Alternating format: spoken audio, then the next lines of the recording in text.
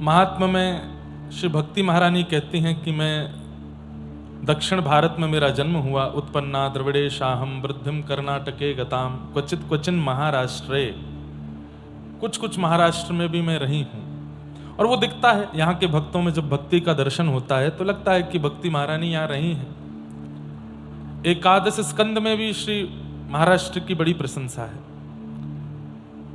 वहां कहा जाता है कि दक्षिण भारत और महाराष्ट्र की कई पावन नदियां हैं। इन नदियों के तट पर रहने वाले जो जीवात्मा हैं,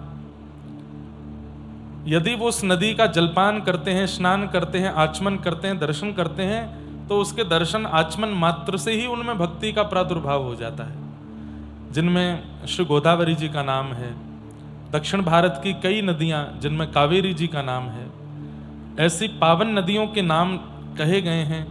उसमें महाराष्ट्र में बहने वाली गोदावरी जी, उनका आचमन करने वाला व्यक्ति परम भागवत ना हो, ऐसा हो नहीं सकता, ऐसा प्रमाण कहा जाता है। तो ये महाराष्ट्र की भूमि जहां पर आनंद के साथ हम आप सब लोग ठाकुर जी की कथा का श्रवण लाभ ले रहे हैं, आज जिसका तृतीय दिवस यहां प्रारंभ हो रहा है। आज कथा के पूर्व में हम एक विद्यालय में गए थे, जहां पर ऐसे बालक थे जो ना बोल सकते हैं और ना सुन सकते हैं, बस देख सकते हैं। ऐसे बालकों का विद्यालय था और उस विद्यालय का संचालन सब मिलकर के करते हैं, लेकिन विशेष योगदान हमारे गुप्ता परिवार का भी वहां रहता है। हमने निमंत्रण तो दिया था कि वहां के बालक आज कथा में आवें, संभवतः आज नहीं आ पाए तो कल नंदोत्सव के प्रसंग में जरूर आएंगे।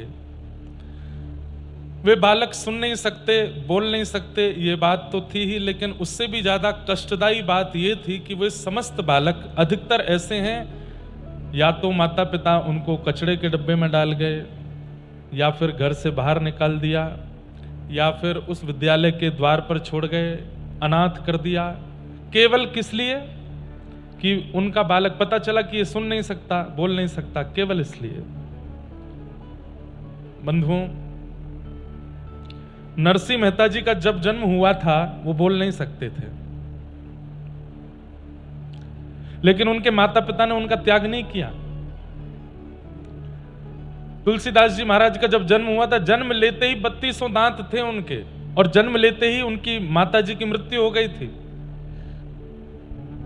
लोगों ने उनको अपशकुन माना, जन्म लेते ही अपनी मां को खा गया, ऐसा लोग कहने लगे। अयोध्या में सिया जी जिनको अपना भाई मानती थी, ऐसे मामा प्रयागदास, उनका नाम ही मामा प्रयागदास है, क्योंकि सीता जी उनको अपना भाई मानती थी, इसलिए अयोध्या के सब संत उनको मामा जी बोलते थे।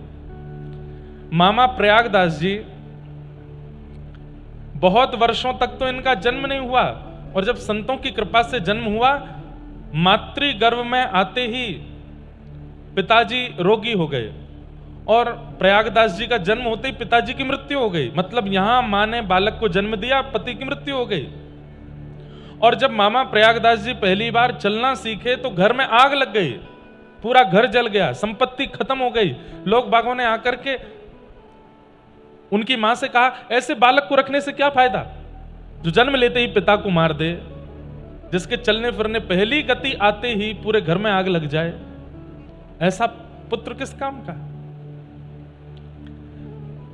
लेकिन उनकी मां ने त्याग नहीं किया। मैं केवल ये बात बताना चाहता हूं, चाहे वो युवा जो यहां बैठे हैं भविष्य में कभी माता पिता बनेंगे, या जो माता पिता बन रहे हैं वो कभी कभी अपने बालकों की इस दुर्गमता पर कभी कभी उनके मन का भाव ऐसा होता है। सूरदास जी महाराज भी नेत्रहीन थे जब जन्मे थे। एक बात याद रखिएगा, ये पंच इंद्रियां जो है ना, बहुत ध्यान से सुनिएगा, आंख, नाक, जीव, कान और त्वचा, ये पंच इंद्रियां यदि हमको प्राप्त हैं, इसका मतलब हम खतरे में हैं। ये पांचों हमको अपनी ओर खींच सकती हैं। आंखों से आप किसी के दृष्टि के आकर्षण में जा सकते हो, जीव से आप रस के आकर्षण में जा सकते हो, कान से आप स्वर के आकर्षण में जा सकते हो, नासिका से आप गंध के आकर्षण में जा सकते हो। लेकिन अगर ठाकुर जी ने किसी बालक को या किसी जीवात्मा को इंद्रिय मुक्त करके भेजा। किसी की 3 ही इंद्रियां हैं, किसी की 2 ही इंद्रियां हैं, किसी की 4 ही इंद्रियां हैं। तो एक प्रकार से ठाकुर जी ने उस इंद्रिय से उस व्यक्ति से पाप ना बने उससे उसको बचाया है, उससे उसकी रक्षा की है। आशावरी, हमारी आवाज नहीं आ रही भैया, नहीं ठीक, पहले ठीक था, अभी कुछ हुआ है। एक बहुत सुंदर पद है। आज उन बालकों को देख करके मन में आ रहा था, और मैं वहां भी बोल के आया, मेरी तो वो समझ नहीं रहे थे, सुन नहीं सकते थे। उनके एक मास्टर जी इशारा कर रहे थे उनके सामने। मैंने कहा कि मेरे पास नेत्र हैं, तो यहां से मुझे नीचे उतरना है, ये मुझे दिख रहा है, मुझे उतरना पड़े। अगर मैं यहां से गिर जाऊं तो लोग बात क्या कहें, भैया देख नहीं रहे हो क्या, दिख नहीं रहा है क्या, आंखें नहीं है क्या? मतलब नेत्र हैं तो मुझे संभल के चलना पड़ेगा, पर नेत्र नहीं है तो इसका मतलब ठाकुर जी चलाएंगे अब मुझे, मेरे पास तो साधन नहीं है। कान है तो संभल के सुनना पड़ेगा, लेकिन नहीं है तो ठाकुर जी सुनेंगे और ठाकुर जी करवाएंगे। मुख है तो संभल के बोलना पड़ेगा, मुख नहीं है तो मेरा उत्तर सारा ठाकुर जी देंगे। जिस चीज का अभाव हमारे जीवन में है, ठाकुर जी उसको अपना बना लेते हैं। हमारे यहां व्रत किया जाता है, मौन व्रत करो, अन्न का व्रत करो, पर किसी किसी को तो मौन व्रत जन्म से ही मिला। आज जितने बालकों से मिलके आया वो जन्म से ही मौन है, और व्रत का फल ठाकुर जी की प्राप्ति है। तो एक बार को मुझे आपको भले ही ठाकुर जी ना मिले, उनको जरूर मिलेंगे, क्योंकि जन्म से ही मौन है, वो तो कुछ कह ही नहीं रहे हैं, बोलते ही नहीं है। सोचिए 10-15 वर्ष के बालक, उन्होंने अपने मुख से कभी अपशब्द बोला ही नहीं है, हमसे ज्यादा पवित्र हैं वो।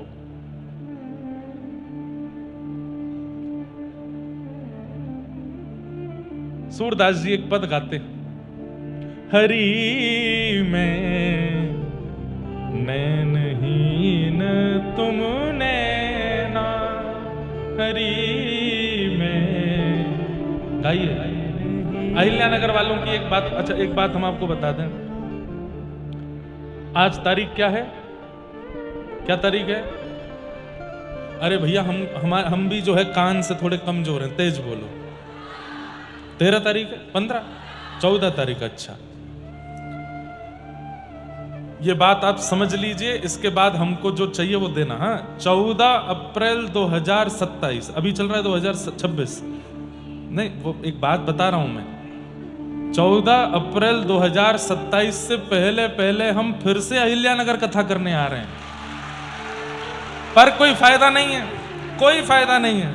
आप लोग बोलते ही नहीं हो, आप लोग गाते ही नहीं हो, आप लोग उत्सुक रहते ही नहीं हो। थोड़ा उत्सुक रहिए, ताकि दोबारा अहिल्यानगर जब आए तो हमको आने में अच्छा लगे कि नहीं चलो वहां के श्रोता अच्छे हैं, बहुत भाव से, कथा बहुत ध्यान से सुनते हैं, पर बिल्कुल ऐसे सुनते हैं, ठीक है, अच्छी बात है, ये भी एक अच्छा स्वरूप है। पर जब व्यास कहे कि गाओ, जब व्यास कहे कि बोलो, तो फिर बोलो। सूरदास जी क्या कह रहे हैं? हरि में नैनहीन तुम नैना, हरि में नैनहीन तुम नैना, थाम उंगरिया जौन डगरिया, थाम उंगरिया जौन डगरिया, ले चालो तुम जानो, ले चालो तुम जानो, हरि में नैनहीन तुम नैना, हरि में नैनहीन तुम नैना, हरि में नैनहीन तुम नैना, हरि में नैनहीन तुम नैना, थाम उंगरिया जौन डगरिया, ले चालो तुम जानो, हरि में नैनहीन तुम नैना। तो ये जो माता पिता के अंदर ये भाव आ जाता है कि हमारा बालक देख नहीं सकता, सुन नहीं सकता, बोल नहीं, ऐसे बालक का हम लालन पालन कैसे करेंगे? और उस बालक को कभी कहीं छोड़ गए, कभी कुछ। ये भारत का संविधान नहीं है, भारत की परंपरा नहीं है। ये कहां से आ गया हमारे मन में? और इसीलिए वृद्धाश्रम खुलते जा रहे हैं, इसीलिए अनाथ आश्रम खुलते जा रहे हैं। किसी ने मुझसे कहा महाराज जी भारत के बच्चे कैसे होते जा रहे हैं, वृद्धों को छोड़ देते हैं, वृद्धाश्रम खुल रहे हैं। अरे माता पिता भी तो बालकों को छोड़ रहे हैं। आज देख के आया मैं, माता पिता छोड़ देते हैं उनको। क्रूर बालक होते जा रहे हैं, पर कहीं ना कहीं हमारे भारत के सारे वर्ग, उनके चित्त में ये निष्ठुरता कैसे आ रही है, ये समझ नहीं आ रहा है। इतनी कथाएं हो रही हैं, इतना सत्संग हो रहा है, इतना भजन हो रहा है, पग पग पर विठोबा के दर्शन, पग पग पर राघव के दर्शन। आपके महाराष्ट्र में एक बात मैं कह दूं, मुझे कहने दीजिएगा, 2 महापुरुष ऐसे हुए हैं महाराष्ट्र में। ये महापुरुष अगर उत्तर भारत में हुए होते तो भारत विश्वगुरु बन गया होता। पहले श्री ज्ञानेश्वर माउली। मैं बहुत जल्दी ज्ञानेश्वर माउली का चरित्र और उनके द्वारा की गई जो ज्ञानेश्वरी है उसका हिंदी में प्रवचन दिल्ली में करूंगा। वहां के लोगों को सुनाना है, इतना अद्भुत है।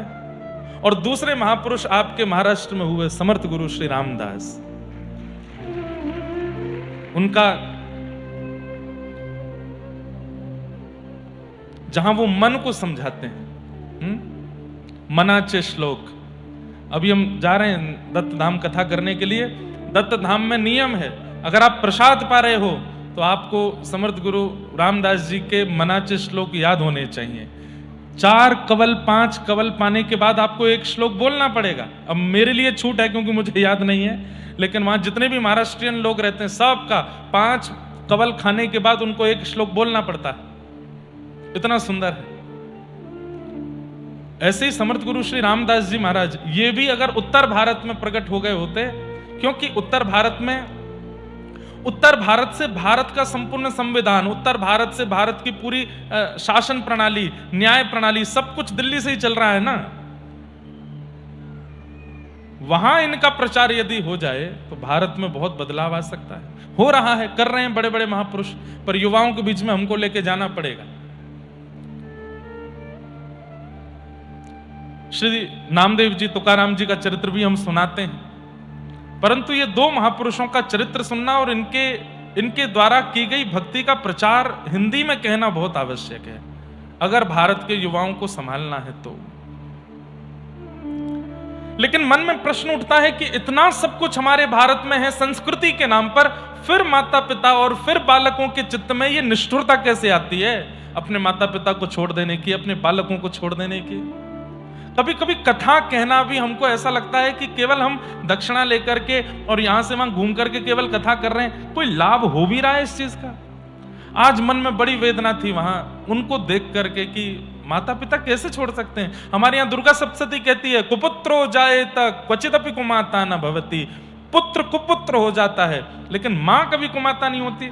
वो मां कैसे छोड़ जाती है अपने बालक को, कैसे छोड़ सकती है?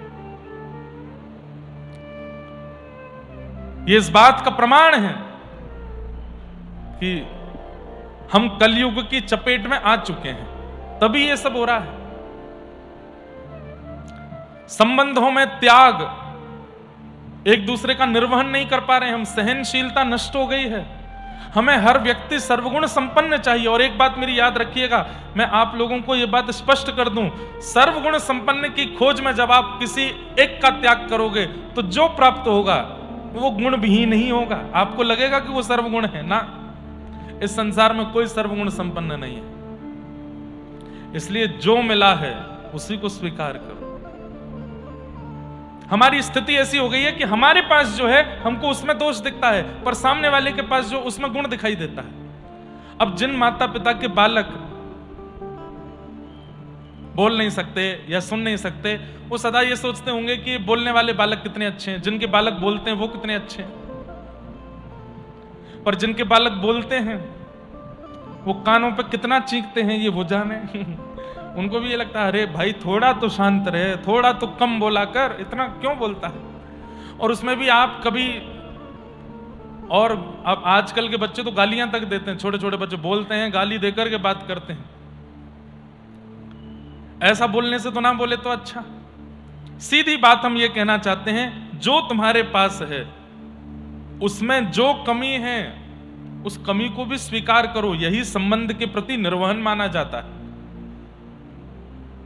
आप किसी की दुर्गुण देख करके उसका त्याग कर रहे हो तो आपसे बड़ा कलयुग के चपेट में कोई व्यक्ति है ही नहीं। हाँ, दुर्गुण के रूप में भक्त विमुखता है, भक्ति की विमुखता है, तो आप उसका त्याग तो कर सकते हो, उसके लिए तो आज्ञा दी गई है शास्त्रों में।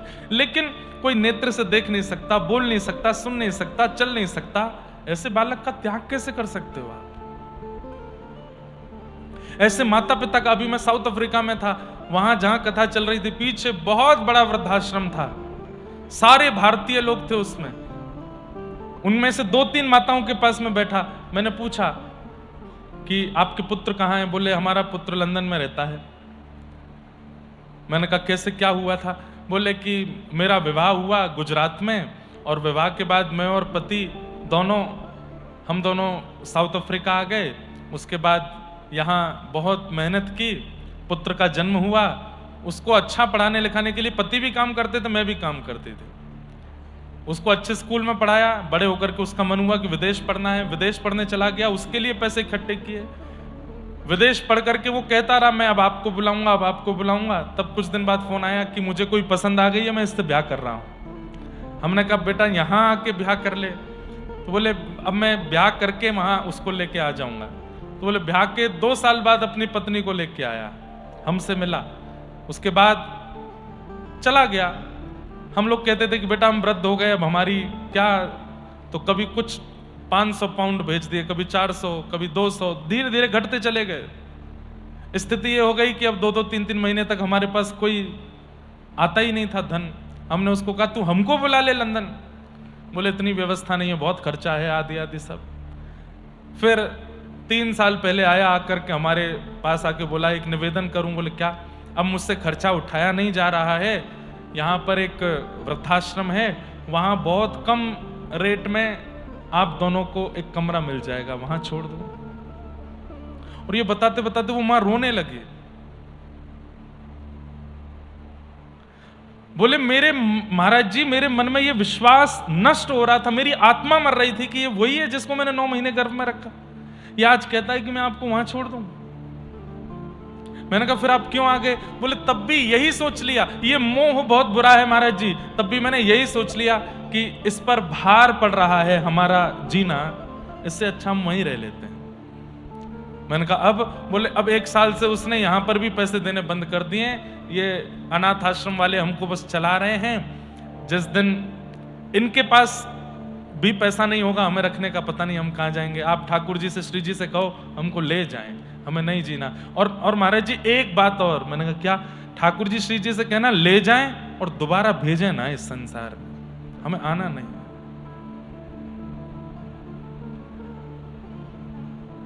हम लोग बहुत ठीक हैं बंधुओं, जो भजन कर रहे हैं, सत्संग कर रहे हैं, कथा सुन रहे हैं। भयंकर माया मोह में पड़े हुए लोगों के जीवन जब आप जाकर के देखोगे, आप नर्क से बदतर स्थिति उनके घर के अंदर देखने को मिलती है। ये हमारे भारत का स्वरूप नहीं है। माता पिता का त्याग कर रहे हैं, अपने बच्चों का त्याग कर रहे हैं, भाई बहनों का त्याग। आज सबसे ज्यादा, मैं अभी पिछली कथा में भी इस बात को बोल रहा था, हमारे भारत के संविधान में भाइयों में इतना प्रेम रहा, सगे भाई, चाहे वो राम लक्ष्मण हो, चाहे वो कृष्ण बलराम हो। अरे राक्षसों में देख लो, रावण कुंभकर्ण हो, शिशुपाल दंतवक्र हो, हिरण्यकश्यप हिरण्याक्ष हो। हिरण्यकश्यप ने नृसिंह भगवान से युद्ध किया केवल अपने भाई की मृत्यु के लिए। मेरे हिरण्याक्ष भाई को क्यों मारा? भगवान से युद्ध कर लिया, भली उसकी मृत्यु हुई हो। आज अगर एक घर में 2 बालक भाई जन्म ले लेते हैं तो माता पिता टेंशन में आ जाते हैं, अब इनका निर्वहन कैसे होगा? बड़े होकर प्रॉपर्टी के लिए लड़ेंगे, आपस में एक दूसरे के उसके लिए लड़ेंगे। ये क्या होता जा रहा है? इतनी कथाओं के बाद, इतने सत्संग के बाद, इतने महापुरुषों के वचनों के बाद, इतना सब कुछ मंगलमय भारत में होने के बाद भी हम लोग अपनी हिंदू परिस्थिति, हिंदू प्रकृति से क्यों विलग हो रहे हैं? क्योंकि हम सुनते हैं कथा, हम दर्शन करते हैं, पर उसको चित्त में उतारते नहीं है, चित्त पर उसका प्रभाव पड़ने नहीं देते हैं। इसीलिए वो प्रभाव जो कथा का सुनकर के होना चाहिए, जो भीतर प्रविष्ट होकर होना चाहिए, वो होता नहीं है।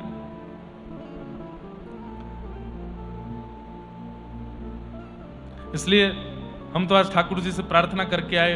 हमारे गुप्ता जी भी बोल रहे थे कि महाराज जी ठाकुर जी से प्रार्थना करें कि इस विद्यालय में बच्चे बढ़े नहीं, हर साल बच्चे बढ़ रहे हैं। अब वहां 120 110 के आसपास बच्चे, 110 बच्चे, इसका मतलब समझ रहे हो आप, 110 परिवारों ने बच्चों को छोड़ दिया। 200 300 माताएं, वृद्ध पिता, वृद्धाश्रम में कितने बच्चों ने माता पिता को छोड़ दिया। कैसे हो सकता है ऐसा? जब तक भारत में वृद्धाश्रम और अनाथालय रहेंगे तब तक भारत कभी विश्व गुरु नहीं बन पाएगा। जिस दिन भारत में एक एक अनाथालय और एक एक वृद्धाश्रम बंद हो जाएगा, मतलब किस रूप में कि अब कोई वृद्ध है ही नहीं, कोई ऐसे बच्चे हैं ही नहीं जो माता पिता को छोड़ देते हो, ऐसे कोई माता पिता है ही नहीं जो बच्चों को छोड़ देते हो। जिस दिन यह स्थिति आएगी तभी विश्व गुरु बनेगा। नहीं तो भारत की कितनी भी कथाएं होती रहें, कितने भी सत्संग होते रहें, कितने भी बड़े बड़े आयोजन होते रहें, कुछ नहीं बदलने वाला है, सब ऐसे ही चलेगा। अहिल्या नगर में कितनी बड़ी जनसंख्या होगी, पर यहां कथा सुनने कितने लोग आ रहे हैं? 15,000 20,000 लोग बस। बाकी के जितनी भी जनसंख्या हो लाखों में होगी। वे सब कहां व्यस्त हैं? वो सब केवल इसी चीज में व्यस्त हैं, अपना सुख विचारते हैं सब, और बस उसी चक्कर में संबंधों को नष्ट कर रहे हैं, परंपराओं को नष्ट कर रहे हैं, सनातन को नष्ट कर रहे हैं। कलयुग अब भी हमसे आगे चल रहा है। कथा के लिए आपको पूरे नगर में होर्डिंग लगाने पड़ेंगे, लेकिन दूषित गाने होते हैं ना, जो जिनमें गाली गलौज कही जा रही है, ऐसा गायक अगर नगर में आ जाए उसको होर्डिंग लगाने की जरूरत नहीं है। एक कहीं पर बस एक व्यक्ति के कान में बोल दिया जाए फलाना व्यक्ति आ रहा, वो ऐसे गाने गाता है, रात्रि में काला चश्मा पहन के, लंबी लंबी जंजीरें पहन के, उछल उछल के बंदरों की तरह गाए, उल्टे सीधे जो है क्या कहते हैं, गाली गलौज के गाने कहे, लड़कियों के रूप के ऊपर, स्वरूप के ऊपर गंदी गंदी बातें करने वाले, उसमें देख लीजिए आप, लाखों की तादाद में भीड़ जाएगी। ये कलयुग का चपेट नहीं है तो क्या, ये कलयुग के प्रभाव, कलयुग हमसे आगे चल रहा, हमारी और कलयुग की होड़ चल रही है। एक स्वामी श्री हरदास जी का पद है, हे हरि मो सोना बिगाड़न को तो सोना सवारन को। है आपके पास? भेजना मुझे। बहुत अच्छा पद है स्वामी श्री हरदास जी का। हे हरि तो मो सोना बिगाड़न को तो सोना सवारन को, मो सोना बिगाड़न को तो सोना सवारन को, तोहे मोहे लागी हो, तोहे मोहे लागी होड़। मुझ में और ठाकुर जी में कंपटीशन चल रहा है। किस चीज का? बोले मैं बिगाड़ने में कसर नहीं छोड़ रहा, और मेरी बिगाड़ी हुई चीजों को वो संवारने में कसर नहीं छोड़ रहे हैं। मैं बिगाड़ता हूं, वो संभालते हैं। मेरी और ठाकुर जी की होड़ चल रही है, कौन जीतेगा? अब पद मिल गया होगा तो पूरा सुनाऊं। बहुत अच्छा पद है।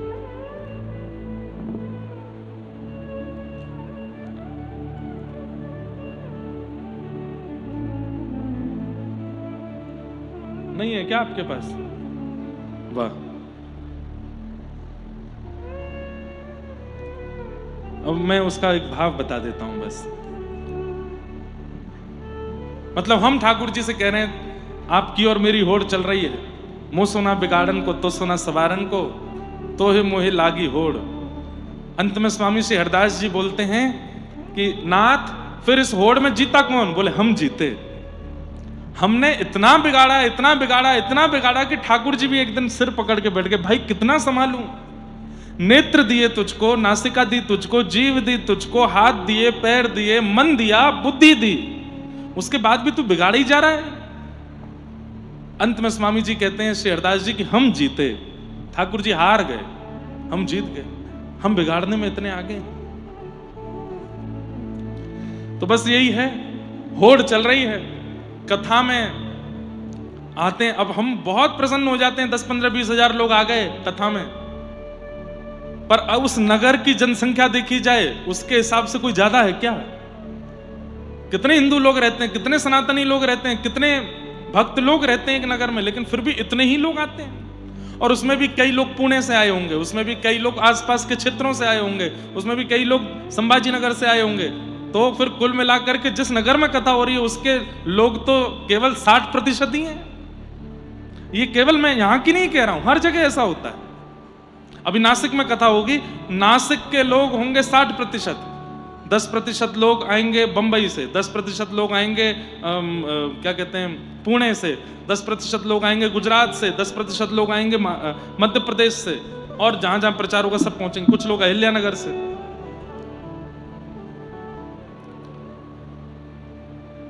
क्योंकि हम लोगों को फुर्सत नहीं है कलयुग के प्रभाव में जीने से, हम उसमें ज्यादा व्यस्त हैं और उसकी कलयुग को प्रायोरिटी देते हैं। तो कलयुग ही ये सब करवाता है, माता पिता के प्रति दुर्भाव। एक बात बोलें, शास्त्राज्ञा है, धुंधुकारी प्रेत क्यों बना? प्रेत वही बनता है जो अपने माता पिता का कभी नहीं हो पाता, माता पिता का तिरस्कार करता है, माता पिता की सेवा नहीं करता, और एक समय आने पर माता पिता को घर से निकाल देता है। ऐसा बालक मृत्यु के बाद प्रेत बनता है। और ऐसे माता पिता भी प्रेत बनते हैं जो अपने बालक की एक दोष, नेत्र नहीं है, कान नहीं है, जीभ नहीं है, बोल नहीं सकता, चल नहीं सकता, अष्टवक्र है, अपंग है, या किसी भी प्रकार से सही नहीं है, उसका त्याग कर देते हैं, वो माता पिता भी प्रेत बनते हैं। ठाकुर जी तुम्हें जो दे रहे हैं उसको प्रसाद मान के स्वीकार करो। प्रसाद में कई बार लड्डू भी मिलता है, प्रसाद में कई बार आपके यहाँ क्या नारियल होता है ना, नारियल फोड़ के भी देते, कई बार नारियल भी मिलता है, कई बार लड्डू भी मिलता है, और कई बार कुछ नहीं तो हवन की भभूति भी मिलती है। प्रसाद दे करके जो मिल जाता है उसको पा लिया जाता है, उसको छोड़ा नहीं जाता, उसको त्यागा नहीं जाता।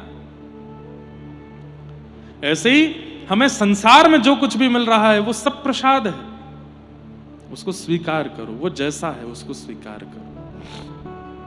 मेरी वेदना थी इसलिए मैं थोड़ा बोल गया हूं, आप लोग क्षमा कीजिएगा। आज कुछ प्रश्न आए हैं और प्रश्न है कि हमें सद्गुरु जी की प्राप्ति कब होती है और हम हमारे सद्गुरु जी को कैसे पहचानें? भक्ति के मार्ग पर चलते हुए अब मुझे मेरे सद्गुरु मिले, ऐसे बार बार इच्छा हो रही है। ठाकुर जी यहां आपका प्रश्न है कि गुरु कैसे मिलते हैं। मैं बहुत स्पष्ट उत्तर दूं, जिनको देखते ही आंखें स्तब्ध हो जाएं, जिनको सुनते ही कान स्तब्ध हो जाएं और कुछ सुनने की इच्छा नहीं है, जिनको देखते ही श्री प्रिया जी, श्री ठाकुर जी, श्री वृंदावन, और वृंदावन नहीं दिखा, प्रिया जी नहीं दिखी, ठाकुर जी नहीं दिखी, लेकिन मन में परम शांति, अब पायो परम विश्राम, अत्यंत शांति, मानो ऐसा लगा हो ये दुनिया भर की भागदौड़ सब जाकर के शांत हो गई इनको देखते ही। इनको सुनते ही अब ऐसा लगा कि मानो जैसे मेरे कानों में किसी ने अमृत घोल दिया हो, चरण स्पर्श करते ही मानो नेत्र भीग गए हों।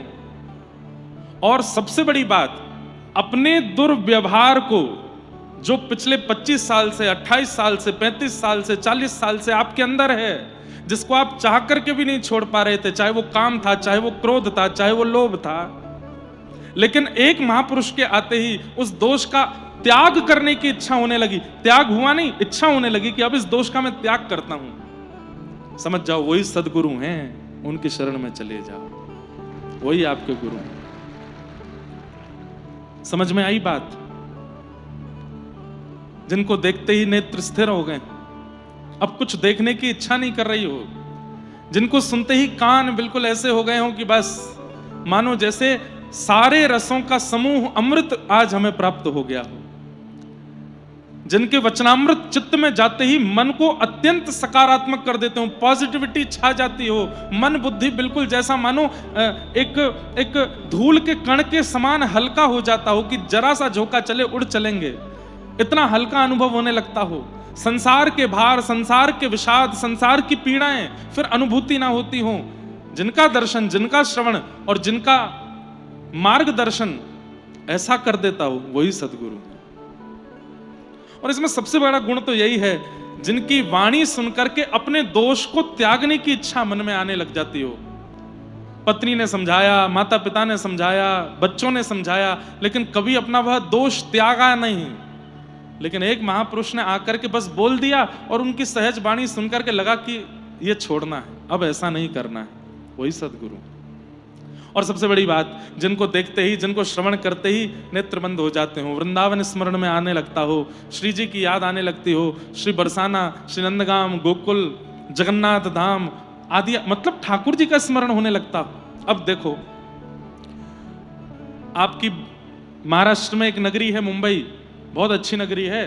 पहले मैं उसकी खूब निंदा कर देता था कथा में कि यहाँ तो बड़े मायावी लोग रहते हैं, पर नहीं, वहां पे कई भक्त लोग भी रहते हैं, पर फिर भी बंबई में बड़े मायावी लोग रहते हैं। और वे मायावी लोग पूरी दुनिया को चलाते हैं अपनी अदाओं से, अपने बोलने से, अपने गाने से, अपने एक्टिंग से, वो सब चलाते हैं। पर कभी सोचो, उनको देखते ही मन में क्या आता है। मान लीजिए आज बंबई का बहुत बड़ा कोई सुपरस्टार यहां आकर के खड़ा हो, उसको देखते ही आपके मन में क्या आता है? उसको देखते ही मन में क्या आता है? यार इस पर ये वाली गाड़ी है, ये जुहू में इसका बंगला है, ये इतना कमाता है। कोई अभिनेत्री आ जाए तो उसकी सुंदरता देख करके लगता होगा इसने ये वाला मेकअप किया होगा, इसने ऐसे वाले कपड़े पहने होंगे, इतने लाख का तो इसने ये पहना ही होगा। हाँ भाई, इसका ये जो आया है मंच पर, जो खड़ा है, इसकी बड़ी बॉडी शॉडी है, ये वो खाता होगा, ये ऐसे रहता होगा, ये इतने के जूते तो इसने पहने ही होंगे। सब संसार की बातें याद आई, कोई भी भगवत चिंतन नहीं हुआ। कोई बहुत बड़े अभिनेता को देख करके पांडुरंग विट्ठल की याद आती है? नहीं आती। कोई बहुत बड़े अभिनेता को देख करके, अभिनेत्री को देख करके बरसाना की याद आती है? नहीं आती। लेकिन अभी इसी वक्त हमें तो छोड़ो, यहां हमारे पूज्य प्रेमानंद जी महाराज आ जाएं, उनको देखते क्या याद आएगा? वृंदावन की याद आएगी, बरसाने की याद आएगी, यमुना जी की याद आएगी, व्रज की याद आएगी, वृंदा देवी की याद आएगी, श्री किशोरी जी की याद आएगी, राधा वल्लभ जी की याद आएगी। अभी इसी वक्त यहां पर मान लीजिए श्री संत श्री तुकाराम जी प्रकट हो जाएं, विठोबा की याद आएगी, चंद्रभागा की याद आएगी, पंढरपुर की याद आएगी, जिनकी उपस्थिति सकारात्मक सोचों को बुद्धि में, मन में प्रकट करती हो, वो सदगुरु है। मीराबाई बहुत सुंदर थी। मैं अपनी कथा में कहा करता हूं कि जब मीराबाई का विवाह हुआ और जब वो मेवाड़ गई, तो मेवाड़ में कभी संत नहीं जाते थे, लेकिन अब संतों की इतनी भीड़ लगने लगी, तो मीराबाई के जिनसे विवाह हुआ, भोजराज, उन्होंने रूप बदल करके उन संतों के बीच में जाके पूछना चाहा कि वो मीरा में क्या देखने आते हैं। मीराबाई बला की सुंदर थी। बोले ये आंख देखने आते हैं, नासिका देखने आते हैं, उनका गोरा स्वरूप देखने आते हैं, उनके केश देखने आते हैं। क्या देखने आते हैं? संतों की जमात खड़ी रहती है बाहर। तो जाकर के संतों से पूछा, आप मीरा में क्या देखते हो? तो वे संत उत्तर देते हुए कहते हैं, सैकड़ों सैकड़ों बार गंगा स्नान करके, यमुना स्नान करके, तीर्थ यात्राएं करके, दंडवती परिक्रमा करके, दौड़ करके परिक्रमा करके, बड़े बड़े पर्वतों की यात्राएं करके भी जो चित्त में पवित्रता नहीं आती, वो एक झलक मीरा की देखते ही हमारे चित्त में आ जाती है। हम मीरा को देखते हैं और देखते ही जैसे ही हम नेत्र बंद करते हैं तो दोनों नेत्रों में श्याम सुंदर नृत्य करने लगते हैं। ऐसा मीरा का स्वरूप है।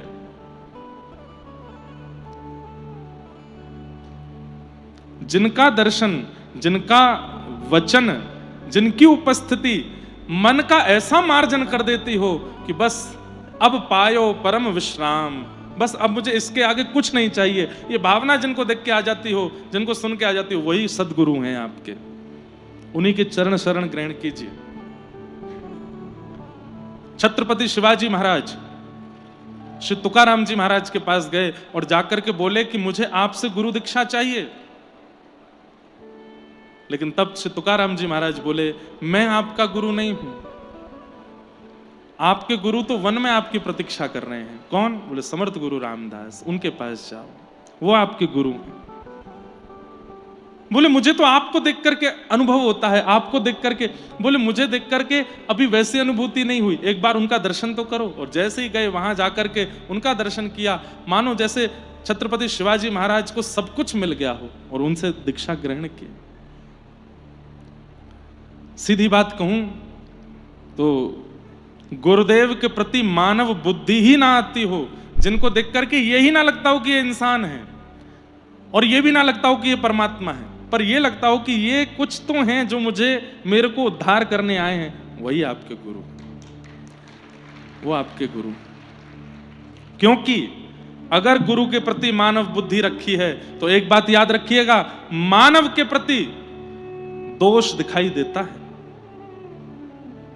और गुरु के प्रति यदि दोष दिख गया तो आपसे अपराध हो जाएगा। इसलिए हमारे यहां कहते हैं पानी पियो छान के, गुरु बनाओ जान के। ऐसे ही नहीं लग जाता हो कि हाँ बस ये हैं, यही मेरी नैया पार करेंगे, इनके वचनों को पालन करने में मुझे दिक्कत नहीं होती, इन पर विश्वास करने में मुझे दूसरी बार सोचना नहीं पड़ता, वही सद्गुरु है।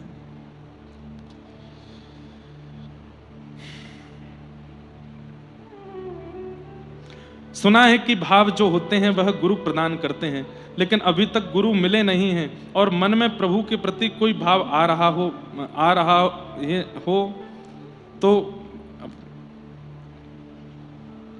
तो क्या वह भाव मानना चाहिए और उसी भाव के अनुरूप गुरु की खोज करनी चाहिए? निश्चित है, भाव तो देखो प्रकट होते रहते हैं, पर गुरु क्या करते हैं, उस भाव को और सुदृढ़ कर देते हैं। तो उस भाव से आप कर सकते हो। अब देखो एक कथा सुनाते हैं। हमारे व्रज में एक रसिक महापुरुष हुए, उनके मन में हुई दीक्षा लेने की इच्छा प्रकट हुई। श्री गोवर्धन में गए और उन्होंने सोच रखा था कि वही मेरे गुरु हैं, उनसे मैं दीक्षा लूंगा।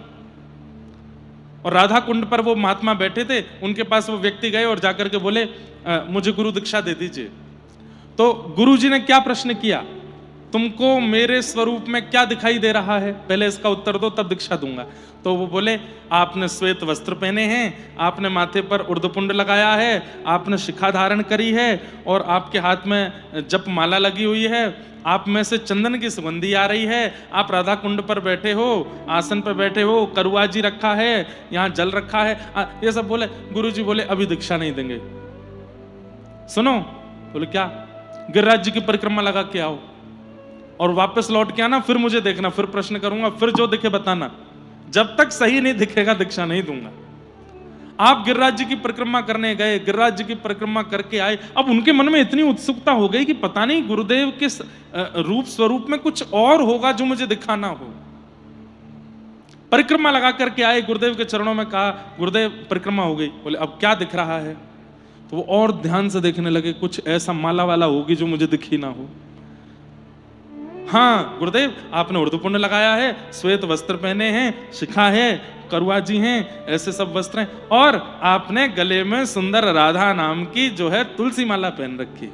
अब मुझे दीक्षा दो। बोले सुनो, अभी पैदल लगाई थी परिक्रमा, बोला अब दंडवती लगा के आओ और फिर लौट के आना, मुझे देखना। दंडवती में लगते हैं 10-12 दिन, लेकिन उनमें इतनी उत्सुकता थी गुरु दीक्षा लेने की, दंडवती परिक्रमा लगा करके आए। 12-13 दिन में दंडवती पूरी हुई, घोंटू छिल गए, हाथ छिल गए, बड़े रोते बिलखते गुरुदेव के पास आए। गुरुदेव ने पूछा क्या दिख रहा है?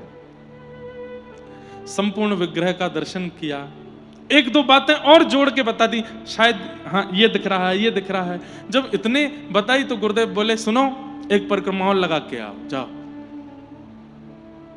परिक्रमा लगाते लगाते रोने लगे, हे श्री जी, हे ठाकुर जी, हे गिरिराज जी, हे रजरानी, कृपा करो, ऐसा क्या है गुरुदेव के स्वरूप में जो मुझे दिख नहीं रहा है? कृपा करके मुझे दिखा दो, मैं अब रह नहीं सकता, मुझे दीक्षा चाहिए। अब की बार जब परिक्रमा लगा करके लौटे और राधा कुंड में स्नान करके गुरुदेव के सन्मुख गए, गुरुदेव ने कहा देखो क्या दिख रहा है। जैसे ही उन्होंने नेत्र खोल करके देखा तो क्या पाया, गुरुदेव बैठे हैं और गुरुदेव की एक गोद में साक्षात प्रिया जी और दूसरी गोद में ठाकुर जी बैठे हैं। बता दिया गुरुदेव आपकी गोद में प्रिया प्रियतम बैठे हैं। बोले बस अब आओ, अब दीक्षा देंगे। मैं यही देखना चाह रहा था कि तुमको मेरे संग रहने वाले प्रिया प्रियतम अभी अनुभव दे रहे हैं कि नहीं, अब तुम मेरे प्रति विश्वास रखोगे, इसलिए अब मैं तुमको दीक्षा दूंगा। तो भैया ये दीक्षा का क्रम बड़ा कठिन है और गुरु के प्रति गुरु बुद्धि रखना बड़ा कठिन है, लेकिन अगर कोई दृढ़ता से इस काम को कर ले तो गुरु कृपा कर देते हैं, और समर्थ गुरु कृपा करके सामर्थ्य दे देते हैं। तो गुरु दीक्षा लेने की आपकी जो ये तीव्र इच्छा हो रही है ना, इसको और तीव्रता प्रदान करो, और ज्यादा तीव्र कर लो, और जब ऐसी परिस्थिति हो जाए कि बस अब चाहे जो हो, उस दिन दीक्षा लीजिएगा।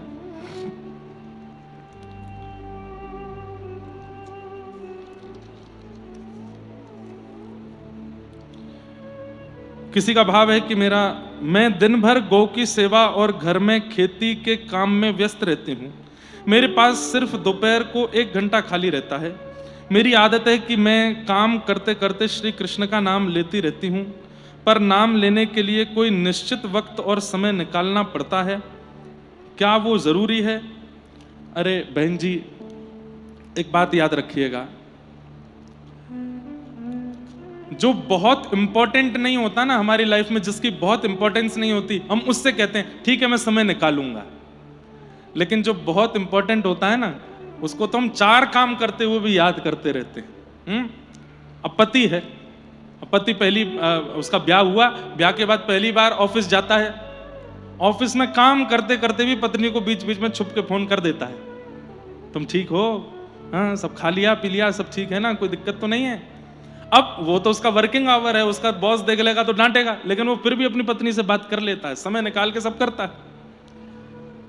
जिसके लिए समय निकालना पड़ता हो वो व्यक्ति जरूरी नहीं है, लेकिन जिसके लिए पूरे दिन में चाहे जितने काम है, चाहे हमारी श्वास है, सोना है, उठना है, बैठना है, उन सबके बीच में उसके लिए समय ही समय है, वही तो परमात्मा है, वही तो प्रेम है।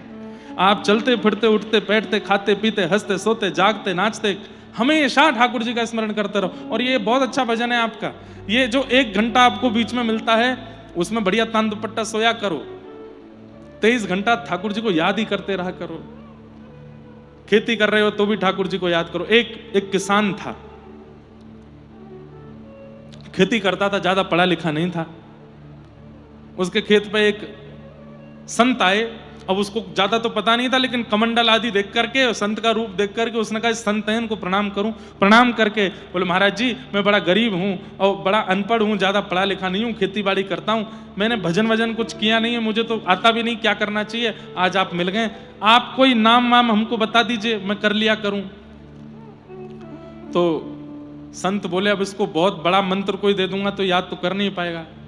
फिर भी देने का प्रयास किया, बोले श्री कृष्ण गोविंद हरे मुरारे हे नाथ नारायण वासुदेव, इसको बोला करो।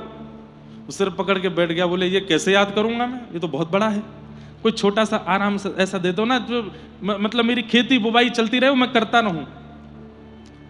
तो संत ने हंस के कहा तुम एक काम करो, तुम कृष्ण चंद्र कृष्ण चंद्र कृष्ण चंद्र कृष्ण चंद्र कृष्ण चंद्र बोलते रहा करो। किसान ने कहा कान में बोल दीजिए, बोले कृष्ण चंद्र कृष्ण चंद्र। तो संत ने बोला और वो बोलने लगा कृष्ण चंद्र, बोले हाँ, इतना सीधा था, ये भी नहीं बोला जा रहा था उससे, बोला अच्छा कृष्ण चंद्र कृष्ण चंद्र। संत बोले अब यही रटते रहना, बोले कृष्ण चंद्र कृष्ण चंद्र। अब वो इसलिए बोल रहा है कि मैं भूल ना जाऊं, बोलता ही जा रहा है। पत्नी भोजन लेकर के आई, किसान था, ये कृष्ण चंद्र कृष्ण चंद्र। पत्नी बोली आओ प्रसाद आ गया है, पालो। हाँ कृष्ण चंद्र कृष्ण चंद्र कृष्ण चंद्र कृष्ण चंद्र। अब खावे और खाते खाते बीच में रुक जावे। पत्नी बोली क्या हुआ, मैं भोजन में व्यस्त हो जाऊंगा तो नाम भूल जाऊंगा, तो एक काम कर ले। बोले क्या, मैं जितनी देर भोजन कर रहा हूं मैं नाम तुझको दे देता हूं, तू जप ले, और जैसे मेरा भोजन हो जाए मुझे वापस कर दियो, नहीं तो मैं भूल जाऊंगा। बोले हाँ क्या बोलना है, बोले कृष्ण चंद्र। वो ठीक है। अब पत्नी सब्जी परोसती जा रही है, रोटी देती जा रही है, कभी खेत देखने चली जा रही है। अब वो भी बड़ी सीधी सादी, और कृष्ण चंद्र करते करते, और वो जाने क्या हुआ, लौट करके जब आई तो पति ने हाथ वाथ धोए, मुंह, हाँ ला नाम मुझे दे दे। तो वो बोली हाँ खसीटे चंद्र, दे दिया। पति को भी याद नहीं था, उसने भी कहा हाँ यही तो था, खसीटे चंद्र खसीटे चंद्र खसीटे चंद्र। वैकुंठ में बैठे हुए भगवान के नेत्र सजल हो गए। लक्ष्मी मैया बोली क्या हुआ नाथ, बोले मैं जा रहा हूं। गरुड़ जी आओ, बोले क्या, वो चलो इसको लेके आते हैं, मैं बड़ा प्रसन्न हो रहा हूं आज इससे। लक्ष्मी जी बोली वो ऐसा क्या कर रहा है, कोई जप नहीं किया, कोई साधन नहीं किया, कोई अनुष्ठान नहीं किया, एक संत ने श्लोक दिया, एक आपका नाम दिया, वो भी गलत सलत बोल रहा है, और आप उसको लेने जा रहे हो, इतनी कृपा करने जा रहे हो। तब ठाकुर जी बोले नहीं नहीं, जब हम कृष्ण बन करके गए थे और जब घुटमुन घुटमुन चलना सीखे थे तो नंद यशोदा मैया के सामने जब घोंटू से चल करके जाते थे, घुटने से चलते थे, तब यशोदा मैया मेरे घुटने देख करके, घुटनों पे लगी खूब सारी रज देख करके बोलती, आजा खसीटे चंद्र तेरे घुटना धो दूं मैंने, ऐ मेरो खसीटो चंद्र आगे हो। बोले ये मेरा नाम है, यशोदा मैया मुझे खसीटा चंद्र बोलती थी, ये मेरा ही नाम बोल रहा है। और आज पहली बार मुझे कृष्ण नाम से बहुतों ने ध्याया होगा, राम नाम से बहुतों ने ध्याया, पर इस नाम से मुझे किसी ने नहीं ध्याया, ये ध्या रहा है, इस पर तो अभी कृपा करूंगा। ठाकुर जी गए, गरुड़ जी पे बिठा के ले आए दोनों पति पत्नी, एक दिन में ही उद्धार कर दिया।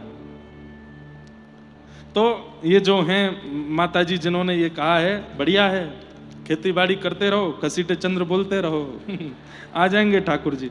पर ठाकुर जी आ जाएं तो ये मत कहना अभी मेरे पे बहुत काम है, चले जाओ, आम है तो निकल ही जाइयो। हाँ। क्या महिला श्रीमद् भागवत पढ़ सकती है? निश्चित ठाकुर जी ने ऐसी भावना रखी है। संस्कृत का अगर आपको बोध हो तो संस्कृत में पढ़ो, नहीं तो हिंदी अनुवाद पढ़ तो लिया ही करो।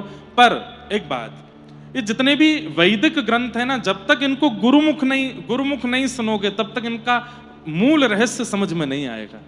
आप पढ़ तो लोगे, वो एक किताब की तरह उसकी हिंदी सब आ तो जाए, पर वो समझ में तब आएगा जब कोई गुरु उसका ज्ञान देवे। तो पढ़ सकते हैं, लेकिन गुरु के द्वारा सुने तो और ज्यादा अच्छा है। फिर किन्हीं ने कहा है कि तुलसी कंठी धारण करने के क्या नियम है? क्या तुलसी कंठी धारण करने पर प्याज लहसुन का सेवन? हम बहुत बार बता चुके हैं, नहीं करना चाहिए। और यदि प्याज लहसुन नहीं छोड़ पा रहे हैं तो तुलसी उतार दीजिए। दूसरी बात, आपने कहा कि घर में बनता है, अगर हम तुलसी पहनेंगे तो माता पिता को अलग से भोजन बनाना पड़ेगा। कौन सी बड़ी बात है? छोटे छोटे बच्चे होते हैं ना, तो माँ अलग से दाल बनाती है बिना मिर्च वाली, उसको मिर्च ना लगे। ऐसे ही अब बालक अगर तुलसी पहनता है तो उसके लिए बिना प्याज लहसुन की बना दो, इसमें कौन सी बड़ी बात? ठाकुर जी के लिए इतना त्याग नहीं कर सकते तो फिर भक्ति मत करो, थोड़ा तो त्याग करो, थोड़ा तो त्याग चित्त में होना चाहिए। तो ऐसी सब बातें हैं। आप सबको खूब खूब प्रणाम करते हैं। खूब बहुत सारे प्रश्न हैं, हम एक साथ पढ़ भी नहीं पाए, अब बाकियों को देख के कल अगर समय मिलेगा तो उत्तर देंगे। बोल बाल कृष्ण लाल की जय। श्रीमद् भागवत जी के प्रथम स्कंद में हम लोग कल प्रवेश कर चुके थे और वहीं हम श्रवण कर रहे थे। 3 मंगलाचरणों का भाव हमने कल सुना और निगम कल्प तरोर गलितम फलम सुख मुखादम तद्रव संयुतम पिबत भागवतम रसमालयम मुहुरहो रसिका भुवि भावुका। निगम कल्प तरोर गलितम फलम। बंधुओं, श्रीमद् भागवत क्या है? वेद रूपी कल्प वृक्ष का पका हुआ फल है, लेकिन इस फल को खाने की आज्ञा नहीं दी गई है। तो पिबत भागवतम रसमालयम, भागवत जी की कथा को पियो। पियो, पीने का मतलब है चित्त में धारण करो, अपने अंदर उतार लीजिए। जो जो वाक्य वक्ता के मुख से प्रकट होते हैं वो तुरंत तुरंत उतरने चाहिए चित्त में, तो ही कथा का लाभ आपको प्राप्त होगा। वो सुनी हुई वस्तु भूल जाई जाती है, पर उतारी हुई वस्तु लाभ करती है। सुना हुआ दवाई का नाम बुखार नहीं उतारता, लेकिन पी हुई दवाई तुरंत लाभ करती है। तो भागवत को पीना है। पिबत भागवतम रसमालयम। कब तक पियो? बोले मोहर हो रसिका भुवि भावुका। सुनते रहो हे रसिक जनों, हे भावुक जनों, सुनते रहो। कब तक सुनते रहें? बोले जब तक श्याम सुंदर मिल ना जाएं, जब तक वो दिख ना जाएं, तब तक सुनते रहो।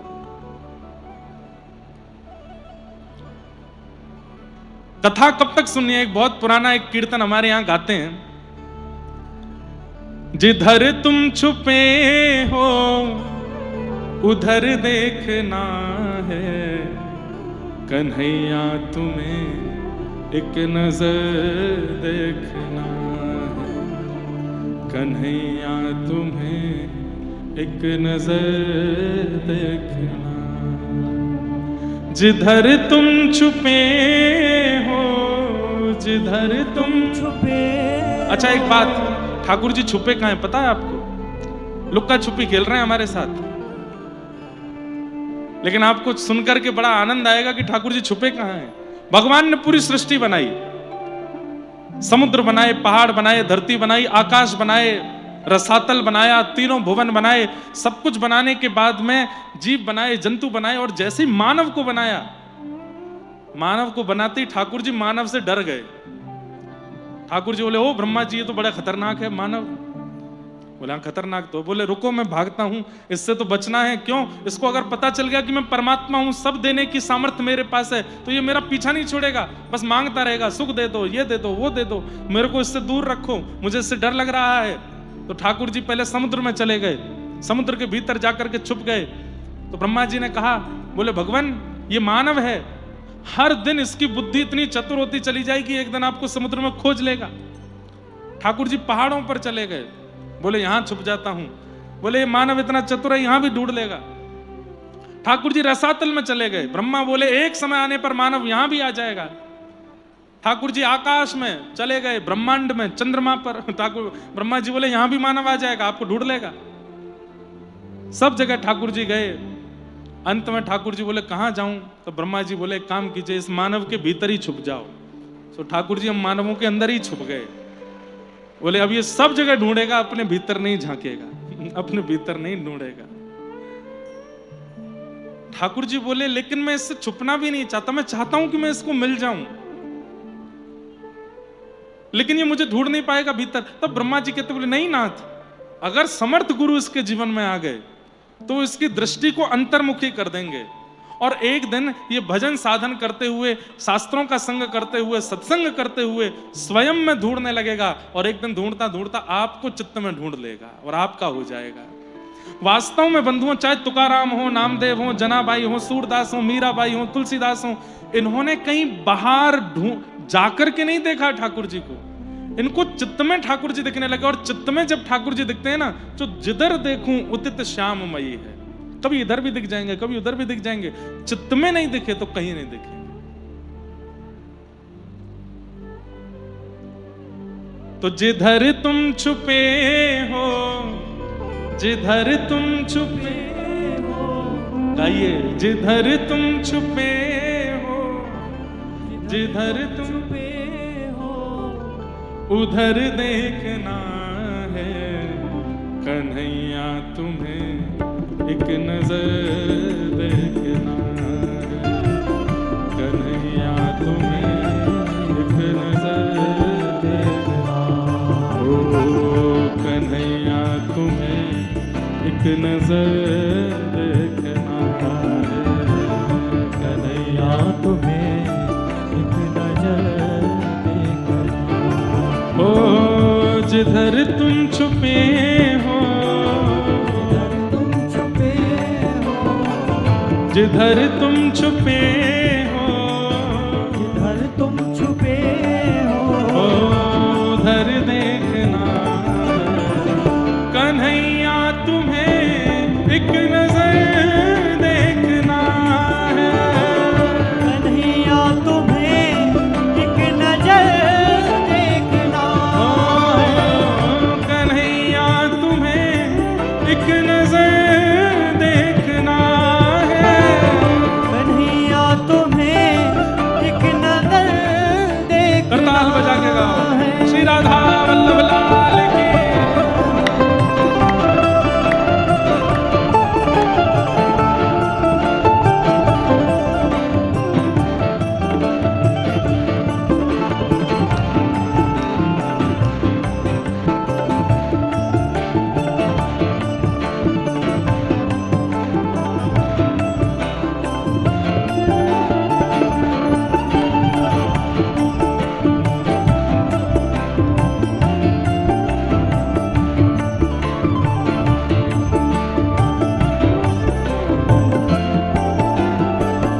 ये हम क्या गा रहे हैं?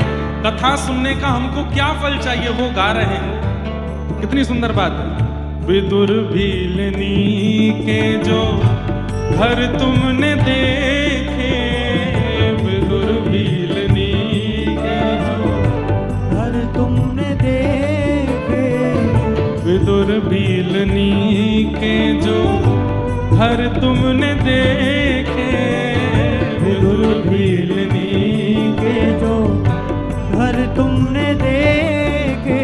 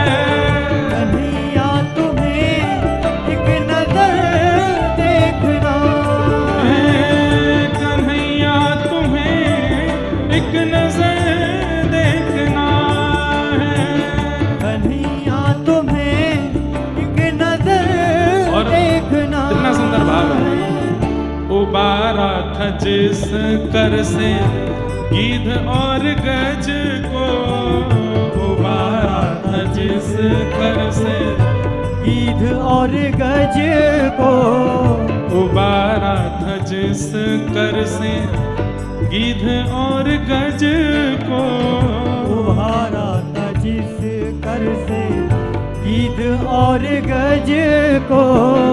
हमें उन हाथों का, हमें उन हाथों का, हमें उन हाथों का, हमें उन हाथों का हुनर देखना है। कन्हैया तुम्हें एक नजर देखना है।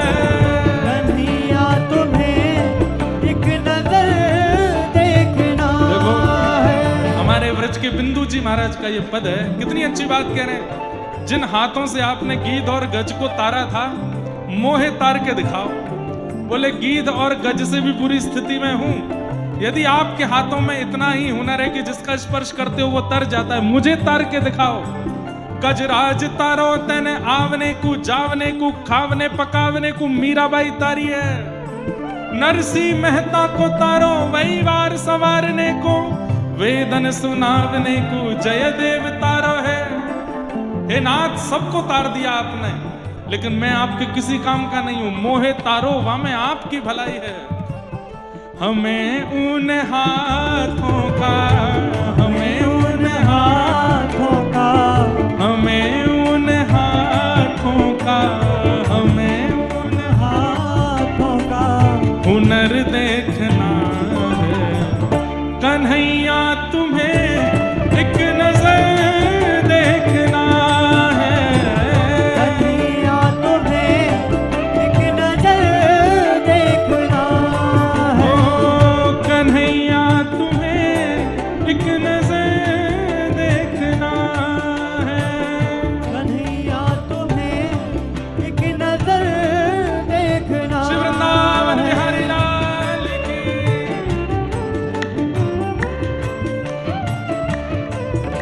जिसने बजाए ताल, एक बात सुनो, जिसने बजाए ताल उसके बदल गए हाल, उसको मिल गया मदन गोपाल। इसलिए भैया ताल बजाए करो, और ये ऐसे नहीं खूब तेज एक स्वर में बजाओ। जय हो।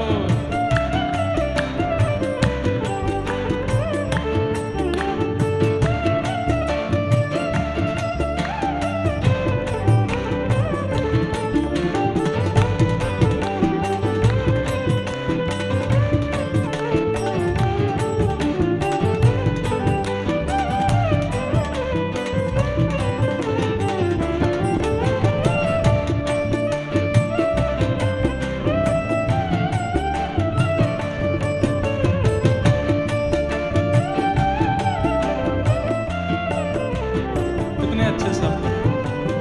टपकते हैं दृग बिंदु तुमसे ये कहकर, टपकते हैं दृग बिंदु तुमसे ये कहकर, टपकते हैं दृग बिंदु तुमसे ये कहकर, टपकते हैं दृग बिंदु तुमसे ये कहकर, तुम्हें अपने भावों में, तुम्हें अपने भावों में, तुम्हें अपने भावों में, तुम्हें अपने भावों में तर देखना है।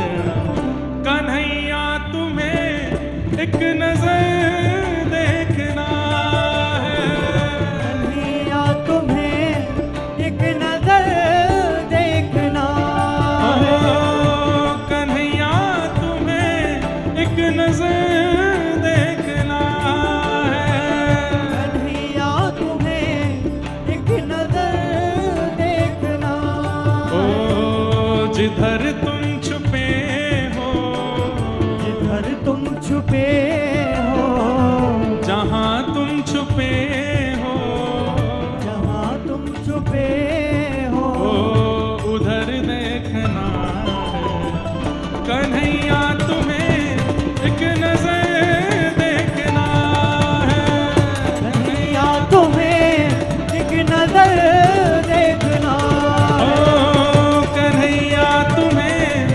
एक नजर देखना है। कन्हैया तुम्हें एक नजर देखना है। आज जिधर तुम छुपे हो, जिधर तुम छुपे हो, किधर तुम छुपे हो, जिधर तुम छुपे हो, उधर देखना है। कन्हैया तुम्हें हो, सांवरे तुम्हें हो, बिठोवा तुम्हें एक नजर देखना है। विठोबा तुम्हें एक नजर देखना है। ओ कन्हैया तुम्हें एक नजर देखना है। कन्हैया तुम्हें एक नजर देखना है। ओ कन्हैया तुम्हें एक नजर देखना है। कन्हैया तुम्हें एक नजर देखना है। टपकते हैं दृग बिंदु। श्री बिंदु जी महाराज बहुत सुंदर सुंदर पद गाए इन्होंने। टपकते हैं दृग बिंदु तुमसे ये कह कर, टपकते हैं दृग बिंदु तुमसे ये कह कर, तुम्हें अपनी उल्फत में, तुम्हें अपनी उल्फत में, तुम्हें अपने भावों में, तुम्हें अपने ख्वाबों में तर देखना है। तर मतलब जैसे कोई मस्ती जिस पर चढ़ जाए तो उसको कहते हैं मस्ती में तर हो गया। कोई कथा सुनकर के अत्यंत भावुक हो जाए उसको कहते हैं ये कथा सुन के भाव में तर गया, मतलब पूरा उसके ऊपर वो चढ़ जाए। हे ठाकुर जी कहते हैं दृग बिंदु तुमसे ये कहकर, क्या तुम्हें अपने भावों में तर देखना है। हमारा जितना प्रेम है आपके प्रति हम उसमें आपको तल्लीन देखना चाहते हैं। कन्हैया तुम्हें एक नजर देखना है। कन्हैया तुम्हें एक नजर देखना। विदुर भीलनी के जो